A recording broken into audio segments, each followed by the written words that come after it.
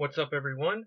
It's the OOTP GM. I want to welcome you all to the fourth episode here of my Detroit Tigers GM Let's Play here on Out of the Park Baseball 18. So I apologize for not uploading any videos the last couple of days. I was out of town on a trip and I wasn't able to get any recordings done. So I wanted to fire up this video real quick to kind of give you guys a review of our season, and then also to preview our ALDS matchup against the Tampa Bay Rays. So getting right into it, we finished top 6 in almost every statistical offensive category in the AL with the exception of stolen bases. That's not really a hallmark of Brad Ausmus's managed team, so I'm not really bothered by that. But as you can see, top 6 in pretty much everything else for the offense. So the offense was pretty good this year. Pitching, kind of hit and miss. Finished 6th in runs against and 7th in starter ERA. We have plus 71 run differential, which is pretty good. Our bullpen kind of faltered down the stretch. They fell to 10th in ERA, but still really can't complain too much with how the team performed this year. We ended up going 98 and 64. We won the division. We had a really good stretch in September. We won like 9 games in a row or something like that. We took a couple different series from Cleveland, and we kind of beat up on the teams that we needed to, which enabled us to take the division crown. We finished 2nd in the American League, or 3rd actually in record, because Seattle won 99 games, but they finished behind Texas, who won 102 games. You can see we won 98, Cleveland won 93. Tried to catch us at the end, but couldn't quite do it. And Tampa Bay sneaked out the AL East over Toronto. So if we go in and look at our individual players, Fulmer had an excellent second half of the season. In my opinion, shot himself into Cy Young contention. Ended up winning 14 games, had an ERA of 3.68, a FIP of 3.44, and a 4.5 WAR. So he ended up being our best pitcher this year. Verlander, on the other hand, even though he kind of pitched decent down the stretch, his second half wasn't nearly as good as his first half. He did win 20 games. His ERA was 3.57, but his WAR was only 2.7, and his FIP was 4.19. So the peripherals aren't quite as good as they would be for someone like Fulmer. But he still had a pretty decent year. Can't really complain about that. Norris is another guy who the stats don't look, at face value, they don't look great, but he had, in my opinion, still a pretty decent year. Won 10 games. ERA was over 5, but his FIP was 4.12. His WAR was 2.3.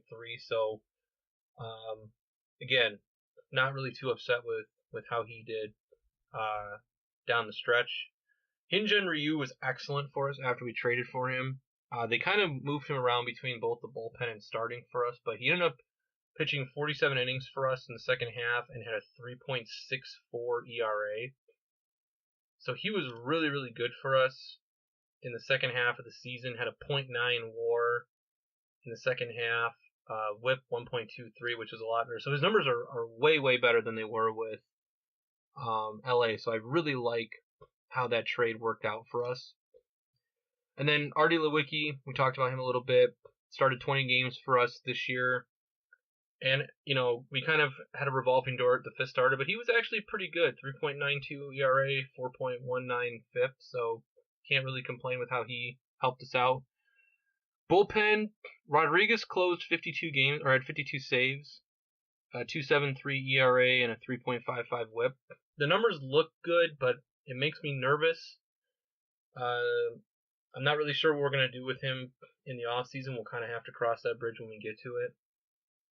Justin Wilson was probably our best pitcher in the bullpen. He had 9 saves, 2.94 ERA, but a 2.47 WHIP and a 1.6 WAR. So he was probably our best bullpen pitcher, maybe one of our best pitchers this year.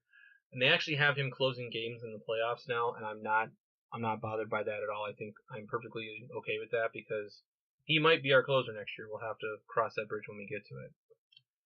Lineup-wise, again, most guys had pretty good years. McCann doesn't provide a lot of offensive punch, but still provided some value to us. Cabrera was really good.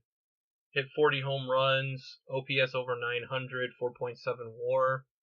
Kinsler, OPS over 800, 294 average, 3.7 WAR. Castellanos had a career year, OPS over 800, 4.1 WAR, career highs in home runs and RBI, so he had a really great year for us. Tyler Collins had a really good year. He OPS nearly 800, 2.7 WAR. Christian Stewart was really good when we called him up. He hit 270, again OPS near 800, and he was pretty good for us. So we'll have to definitely need to find a spot for him next year. Upton, not bad. Again, OPS near 800. And then Victor Martinez, who was injured for part of the year, kind of up and down for us. He's another guy we're going to have to take a look at in the offseason. So overall, can't really complain. Offense, pretty good for the most part. Now the team will be playing in the ALDS, Tampa Bay Rays. Their offense wasn't particularly great this year, but they had the best pitching staff probably in baseball. Now they are really hit. They got hit with the injury bug. They have quite a few different players out. A lot of pitchers. Sean Tolson's out with an injury. Nathan Eovaldi is out with an injury. Alex Colomb, who is their closer, he's out with an injury. Jumbo Diaz, another reliever, is out. Ryan Stanek is out, and Taylor Guerrero and Xavier Sania. So they have like 6 pitchers who are out right now for this playoff series. But all of their really good starters are still in. Chris Archer might win the Cy Young this year. He pitched really well. 15-6 record. He led the AL in ERA, innings pitched, strikeouts, WHIP. So Chris Archer's probably the favorite in the clubhouse for the Cy Young. Blake Snell had a really good year. 14 wins, 3.28 ERA. Jake Odorizzi, 10 wins, 3.62. Matt Andriese, 18 wins, 3.76. You can look at their numbers. I mean, they're first in runs against, second in starter ERA, fourth in bullpen ERA, and second in defensive efficiency. So even though their offense wasn't particularly great, their pitching more than made up for it. So they are going to be a tough out for us in this playoff series. And if you look at just some of the numbers they had against us, we were 4-3 against them this year. And some of the guys played well against them, some did not. And Norris had a really bad start against them, both Norris and Fulmer, so hopefully they can pitch better in the playoffs. But the Tampa Bay Rays, I think, are going to be a tough matchup. As you can see the way that they have the matchups going, they have Archer and Fulmer in Game 1, Snell and Verlander Game 2, Norris and Odorizzi in Game 3, Lewicki and Andriese in Game 4, and then back to Fulmer and Archer in Game 5. Now this could change.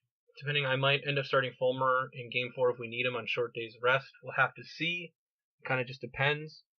But we will see how it goes. So that'll be my next episode. It'll be Detroit versus Tampa Bay in the ALDS. I want to thank you guys for watching. Be sure to hit the like button, subscribe, and leave a comment below, letting me know what you think. And I will see you guys next time in the 2017 ALDS. Thanks for watching.